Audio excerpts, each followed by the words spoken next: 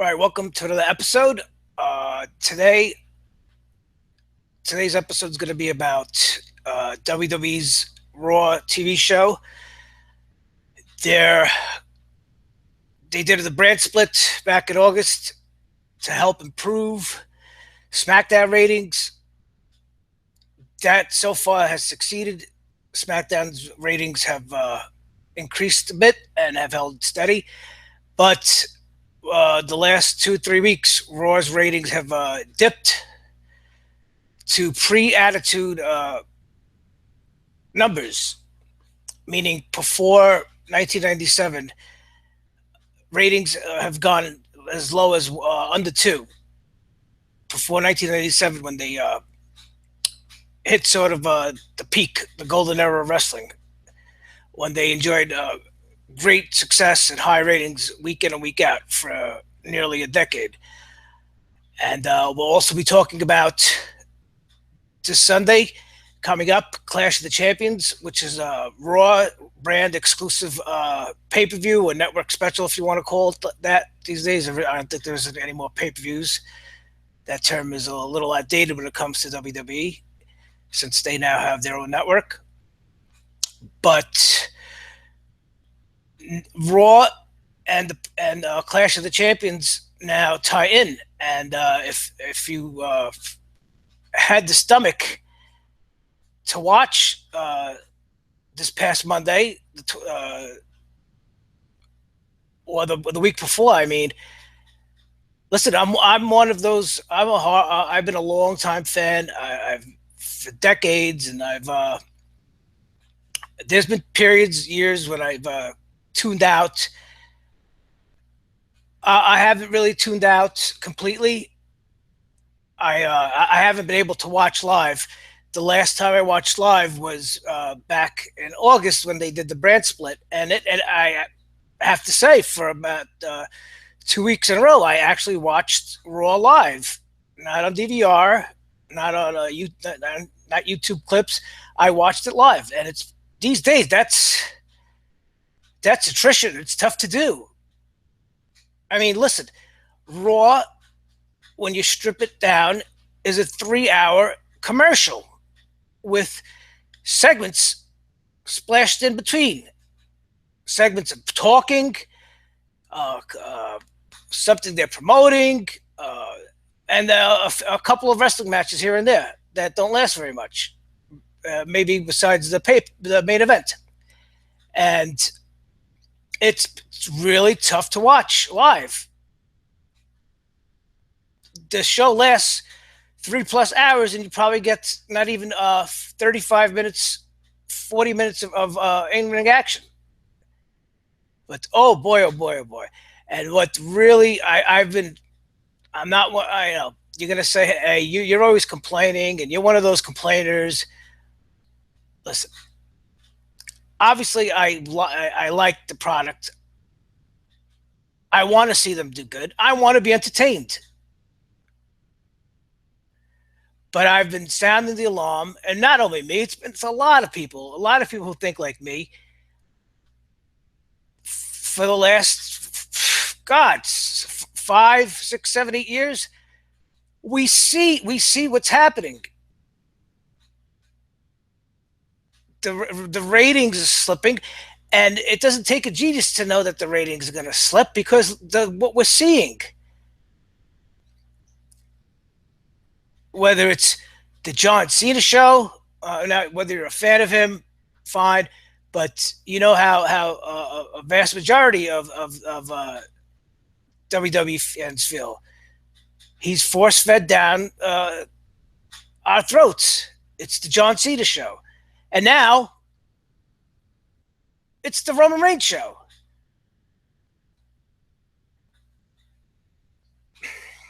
Unbelievable. I'll talk about him more. He's going to be the main focus of my stress. He is the main focus of my stress, the main source of my stress, I should say. But I mean, look at it. 2011, we had they struck Gold, CM Punk emerged. He took off after the infamous pipe bomb. He took off. So for a good year, a year and a half, we got the CM Punk era. That was okay. And boy, did they try everything to push him down. He was the WWE champion for almost a year and a half, and he was in the mid card. And who was in the main event every week? John Cena. And then we got 2013. 2013. Oh my God, this is when I really feel this was a real valley. And when I say valley, I mean it was a peak of valley. It was a low point. We were treated to El Torito, Adam Rose, and the Rosebuds, Flying Bunnies. Oh, geez, how could you watch that? I mean, okay, they say, all right, we got to, they have to put something for everybody for the kids. How young can you be to watch that? And after a couple weeks, it's crap. Oh, Flying Bunny? I don't know. I don't get it. But I'm not the only one because you correlate the ratings. It's every time, every month, and every year, they slowly and steadily decline. And then 2014, we got the Daniel Bryan. He carried the company, and again, we know they did everything they could to push him down and get Cena back up there. And then what happened? He wins at WrestleMania and he gets hurt. Okay, what can you do? It's not their fault. And then after that, we got a little dose of Brock Lesnar. And the fans complained when he was the champion. Oh, he doesn't wrestle. He only wrestles a couple times, once every other month on pay per view. Fine, all right, whatever. But the guy delivers on every time he wrestles. And then fast forward 2015 WrestleMania, we got, even though Seth Rollins, they put the belt on Rollins, it's been the Roman Reigns show. Oh my God, this guy, he gets shamelessly pushed. He's boring. He can't talk on the mic. He has no personality. He's pretty much one dimensional. I mean, I've defended him in the past, saying he's athletic, but oh my God, what does he really do? Unless he's in there with a really talented opponent who could carry the match, what does he do?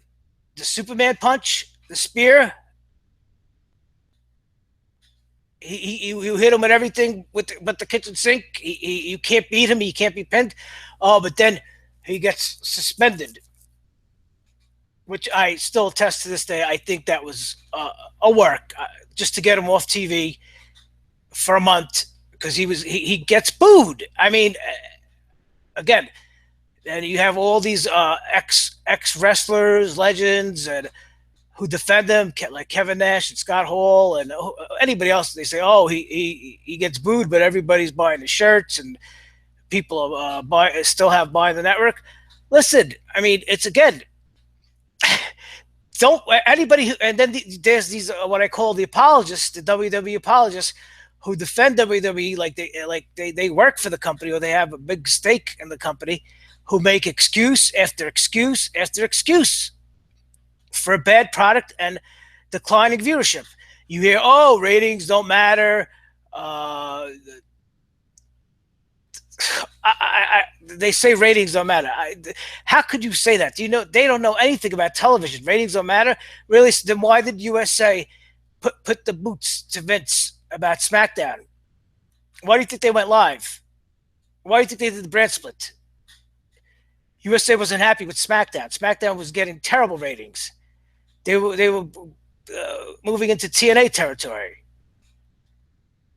The ratings don't matter. That's how you make the money. Wait until the next contract comes up. They're going to negotiate for less money. They're not valuable. That's a lot of money. That's a big contract. That revenue is a big chunk of a big chunk of revenue for WWE. The ratings don't matter. They don't know anything because they listen to everything that the WWE shills and publicists put out, saying, "Oh, the ratings don't matter." Oh, and now the other thing was, oh, they blame they make the excuse because Raw is up against the baseball game, the Olympics. Now we're into football September, and here in the NFL started. Now it's because they're going up against the NFL. They say that when the NFL gets good ratings, and now this week it was reported that the NFL has suffered a dip in ratings. They say, "Oh, you see, it's not only WWE, it's the NFL too." No, do you know what's going on with the NFL with the controversy with the players taking the knee during the anthem? A lot of people are pissed off about that. They're boycotting the NFL. They're not going to watch that. You have a lot of servicemen and Americans who don't look down upon that. You know, that's disparaging the country and disparaging the flag. Not to mention the NFL is suffering from a shortage of stars, superstars, quarterbacks. Peyton Manning retired. Tom Brady's been suspended. He hasn't played yet this year. There really isn't a great team in the NFL. It's not, you know, say, oh, you're making excuses for the NFL. No, those are facts. And trust me, the NFL, those numbers will rebound. It's talking about Monday Night Football. Monday Night Football has been an afterthought for the last 15 years. Not even, I don't know, since Sunday Night Football started. Sunday Night Football gets the big game, the good game. Monday Night Football gets a B or a C game, a matchup. But anyway, so now, 2 weeks ago, the week of September 12th, 16th, they dip on the 1.88 rating. SmackDown has matched them now, 1.86. This week they went up to 1.9. Still, it's under 2. And then you'll have those who'll say, "Oh, it's because they put the belt on Kevin Owens. Kevin Owens not really a star." No, Kevin Owens hasn't even been the focus of Raw these last 2 weeks. Since he's been the champion, he's been kicked to the backside. It's Roman Reigns. Go watch this week. Roman Reigns opened the show. Roman Reigns is in the main event. Now they have made Roman lose. They gave Roman a losing streak. He's been pinned a few times during the last month, but he won this past Monday on the go home show to Clash of the Champions. He beat Kevin Owens in a steel cage. And you say, "Oh, but Kevin Owens beat him the week before." Yeah, he's the champion. Why did Roman Reigns have to beat Kevin Owens in this past Monday in the steel cage? Why? And then Seth Rollins comes in, who's challenging Owens this Sunday for the title, and he makes him look like a fool too. He jumped off the top of the cage and just,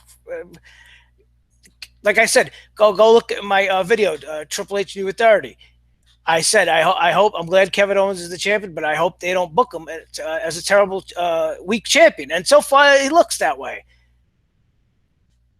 Unbelievable. But I'm sick and tired of these excuses. Listen, make all the excuses you want. The ratings slip. There'll be nothing you could do about it. Nobody could do anything about it. You'll say, if the ratings slip, maybe I'm saying USA probably will never cancel, but you never know. You never know, man. This is a business. TV is a business, a big business. Raw's been on for over 25 years. It could end. It's not guaranteed that they're going to last forever. Now their only safety net will be that if they didn't have a TV contract, which I mean they'll get it from somebody. Now they have the network to fall back on. They could always broadcast Raw and SmackDown live from the network, their own network. But this Roman Reigns, man, I can't take him, and I'm not the only one. For the last 2 years, he gets booed. People don't like him. Now, what do you think? If people boo him in the arena, they can't leave. But what do you think happens at home?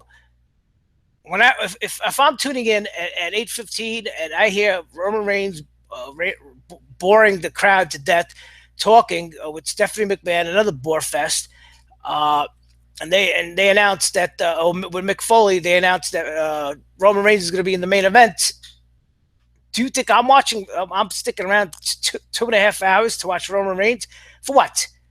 So he could beat somebody? Oh, but hopefully, maybe let's see if he'll lose. No, I don't. I'm not falling for that. It's all about him. It's all about him.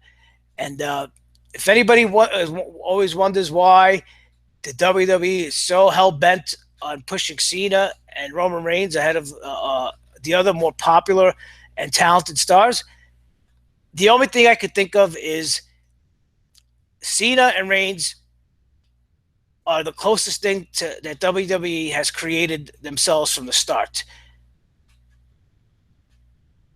Meaning they pretty much started in WWE and they've been forged and molded to be a WWE superstar. And they invest so much money in them and so much TV time that after a while they just can't pull the plug. There's marketing reasons.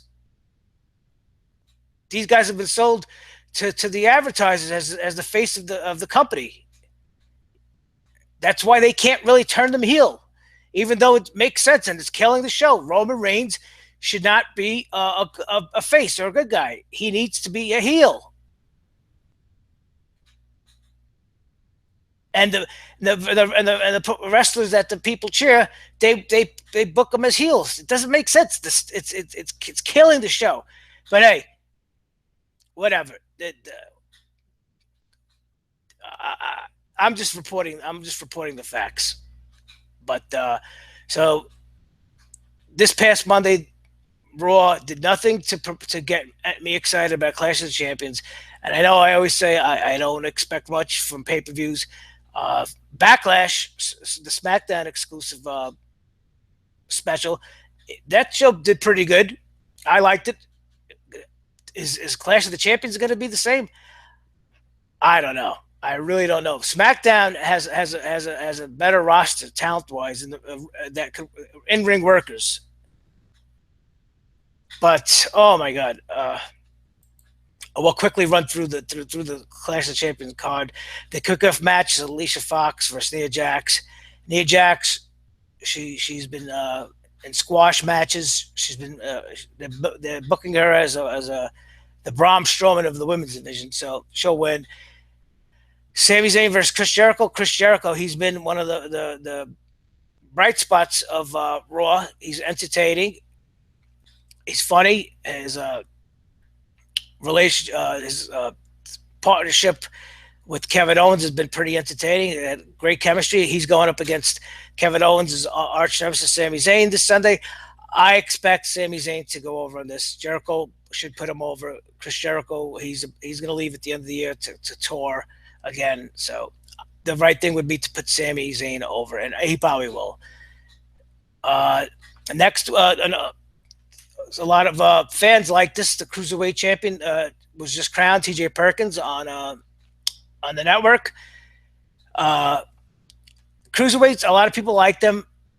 It's it's the smaller guys who are more high flying and faster paced in the ring. He'll be facing the returning Brian Kendrick, who's been out of WWE for about 6 years, I believe. He was a fan favorite. It should be a nice match. I think they'll give him a nice showcase, and I think T.J. Perkins will retain the Cruiserweight champion. Next, and this is a prime example. The best of 7 between Cesaro and Sheamus. Sheamus went up 3-0, and now Cesaro tied it at 3-3. The winner gets a future title match. I believe Cesaro is going to probably win this. Now, life has been spilling into the storyline. Cesaro's he's probably shooting, saying he's unhappy with the way he's used. He wants. Recently, a couple days ago, he came out saying that he wants a new theme entrance, a theme song. This guy Cesaro, he's been booked He's lost 70% of his matches in his career in the WWE. He's a jobber, basically. They see him as a showman who could do feats of strength, the swing. It entertains people, but they don't see him as money. Is he gonna win? Yeah, this will probably be maybe to give the fans a cookie, but he'll probably get a future TV title match on Raw and lose. Next, you have the tag team champions, the New Day. They are the longest reigning WWE tag team champions. Demolition is the all-time reigning WWE tag team champions, but they're keeping the belt on them. They're going to probably break Demolition's record. They're still a hot act. I guess fans are still fawning over them. I don't know why. Like I said, if you like them, I don't get it. I don't get it. I guess they're funny. I don't know. I don't. They're going up against Luke Gallows and Cole Anderson. Since they came in from Japan, they were building with their former from their former gimmick, the club, the Bullet Club. They have not made an impact. I don't expect them to go over. Uh, it'll probably be a decent match. It's. I think if anybody's going to beat New Day, it'll be Luke Gallows and Cole Anderson. But we'll see. But I think New Day will go over. Next, the women's champion Charlotte versus Sasha Banks versus Bayley. You have Sasha Banks who got finally won the women's title, and then she promptly lost it and handed it back to Charlotte. What was that about? I don't know. Bayley's everybody's new flavor of the month. I expect Charlotte to hold the belt at least until Survivor Series. Uh, but we'll see. If you're betting, I bet Charlotte. And next, the U.S. champion Rusev versus Roman Reigns, and here we go. They've been matching up Roman Reigns versus Rusev because they took Roman Reigns out of the title picture. And you know what? I've been very impressed with Rusev in the ring. This guy could go. You want to talk about a guy who should get a push? He's held that title for a while now, the U.S. champion. He could go, man, and he's been outclassing Roman Reigns in that ring. This guy is a blue chipper, in my opinion. He deserves to be in the title in the WWE Universal title picture in the near future. And he's got Lana, his wife, great act. Now, what's going to happen? Is Roman Reigns going to finally take the belt off him? Well, if he does, the only thing that'll keep me from blowing my lid is if they propel Rusev into the main event title picture. He deserves it,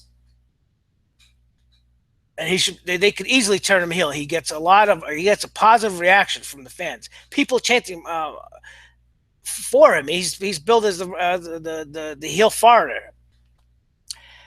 And then finally, we're going to have the WWE Universal Champion Kevin Owens against Seth Rollins. Seth, they're trying to turn him face, but they're not obviously because if they go turn him face, he'll get real popular, and Roman Reigns will be an afterthought. They don't want that. Kevin Owens is another guy. They could go full throttle with him as a face. They're pushing him as a heel. Should be a great match.